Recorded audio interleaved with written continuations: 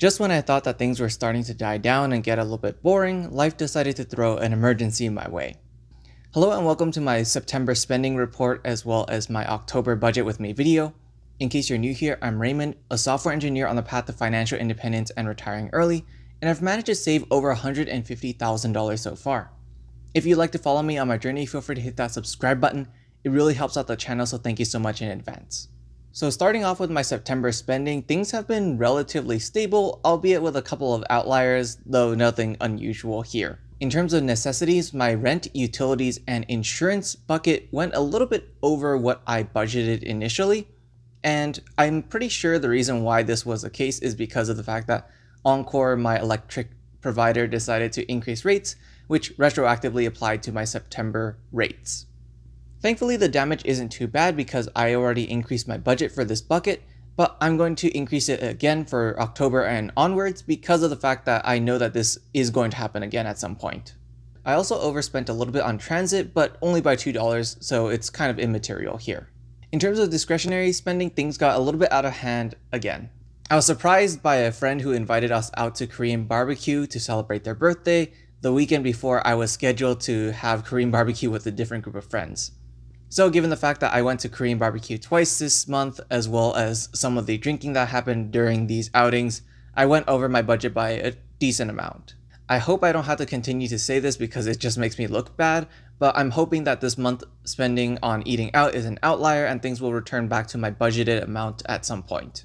I did underspend on a couple of categories though, like my fun money as well as groceries, although groceries is probably a consequence of spending so much on eating out. All in all though, things weren't too bad and I still managed to save $3,392.10 give or take during the month of September. Moving on to my budget for October, this is where things get a little bit interesting. On an income level, things are more or less the same with my 401k contributions at $2,843.08, my HSA contributions at $262.50, as well as my take-home pay at $3,261.68. The spending side though is where I've made a couple of additional adjustments. On the rent, insurance, and utility side, I decided to increase this budget by a little bit more than I initially had to accommodate for that increase in electric price. For transit, I increased it by a little bit more just to give myself a little bit of buffer room here, but for groceries and necessities, I'm still keeping it at $400 for this month. My discretionary spending though is where I'm expecting things to change quite a bit. For the month of October, I've decided to budget myself $175 for eating out, which is pretty big of a jump compared to the $75 that I usually budget for myself. This money isn't coming from thin air though, and I decided to decrease my fun money budget from $200 to $100 to accommodate for this change. Although I've made some pretty big changes to my spending side, the funds are where things have affected me the most life-wise. Before I get into that though, let me just go through some of the categories which haven't really changed. Unfortunately, I still have student loans and medical debt, $19 of student loans paid monthly, and $101.80 for my medical bills. For my credit card annual fee fund, I'm still putting in $126.17 to go towards annual fees. And the last thing is my travel budget. I was initially planning to take a 2-week trip across Taiwan and Japan towards the end of this month, and I've been excited and really looking forward to this trip for about a year at this point.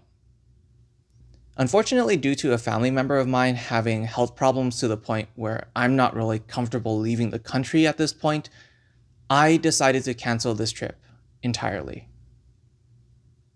I think I'm still processing exactly what's happening, and I'm not sure when it's going to really hit me, but it just feels weird at this moment.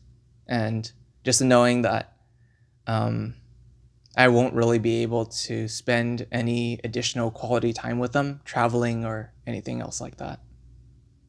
Some of this money is probably going to be used this month towards traveling back home to see them, but I don't really know how much at the moment.